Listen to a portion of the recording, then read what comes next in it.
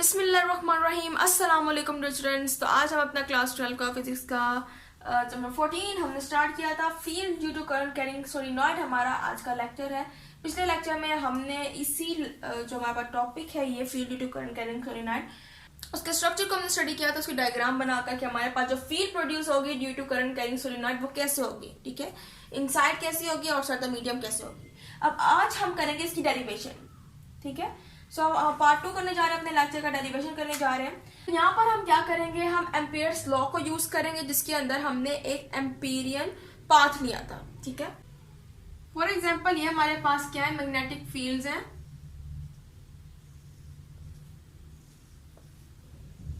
ठीक है।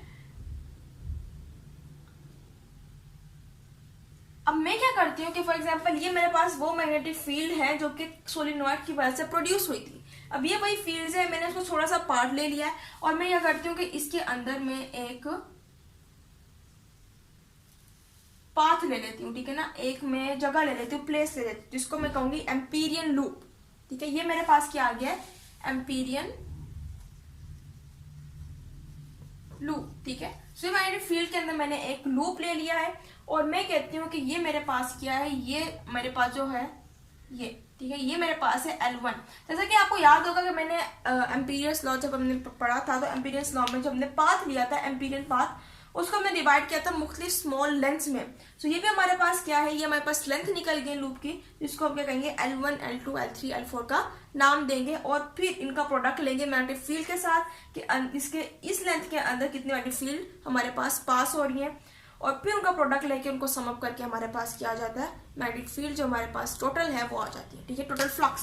सो ये हमारे पास L1 है, इसको हम कहते हैं कि हमारे पास L2 है, ये हमारे पास L3 और इसको हम नाम देते हैं कि हमारे पास क्या है, ये L4 है, ठीक है। सो हमारे पास 4 साइड्स आ गई हैं, ठीक है। अब जैसा कि हमने निकाला था कि हम B एंड डेल्टा L, ठीक है, B और डेल्टा L का जब हमने क्रॉस प्रोडक्ट लिया था और हमारे पास इसको हमने समेशन में शो किया था, यानी कि हमने इसको सम अप कर लिया था, समेशन में शो किया था, उसको हमने बराबर किया था mu times not into current. इसको हमने एज अ कांस्टेंट यूज किया था for the permeability of free space and ये हमारे पास क्या करंट है जिसकी वजह से मैग्नेटिक फील्ड प्रोड्यूस हो रही है मुख्तलिफ लेंथ्स में।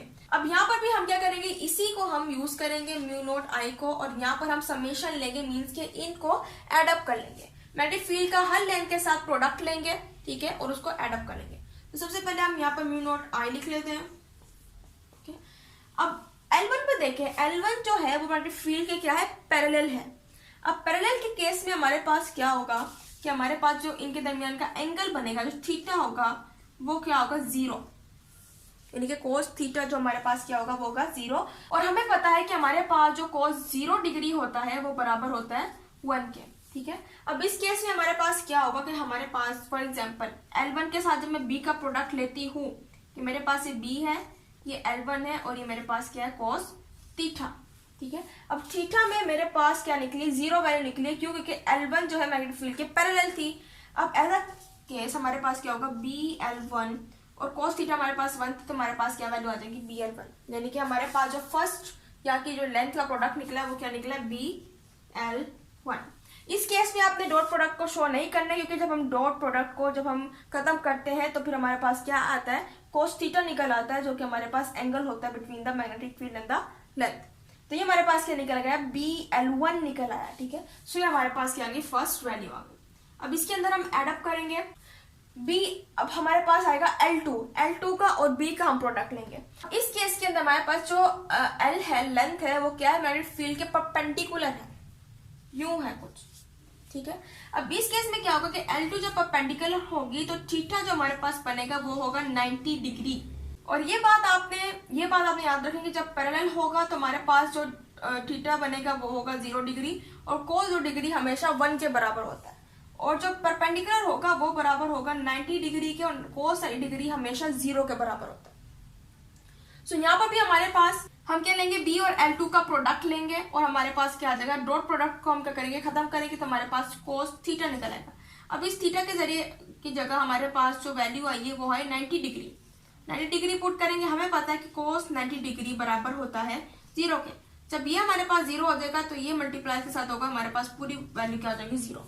मीन्स कि यहाँ पर हमारे पास जो BL2 आएगा वो क्या होगा, वो जीरो के हो बराबर, ठीक है, यानी कि यहाँ पर हमारे पास कोई वैल्यू नहीं आएगी। अब L3 पे देखें, L3 हमारे pass out of the magnetic field है, मीन्स यहाँ पर तो मैग्नेटिक फील्ड मौजूद ही नहीं है, तो यहाँ पर हमारे पास जो L3 होगा वो खुद ही जीरो हो जाएगा, ठीक है। यहाँ पर आउटसाइड द फील्ड हमारे पास क्या होता है, जीरो, यानी कि BL3 भी हमारे पास क्या होगा, जीरो।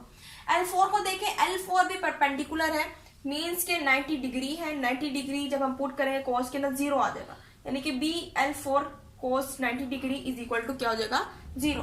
तो हमारे पास BL4 भी क्या हो जाएगा, ये हमारे पास क्या हो जाएगा, जीरो। अब आप देख सकते हैं कि सारी लेंथ्स में से सिर्फ हमारे पास BL1 निकला है, ठीक है। अब ये हमारे पास क्या हो गई, BL1 हमारे पास बराबर हो गया है म्यू नॉट टाइम्स करंट के, ठीक है।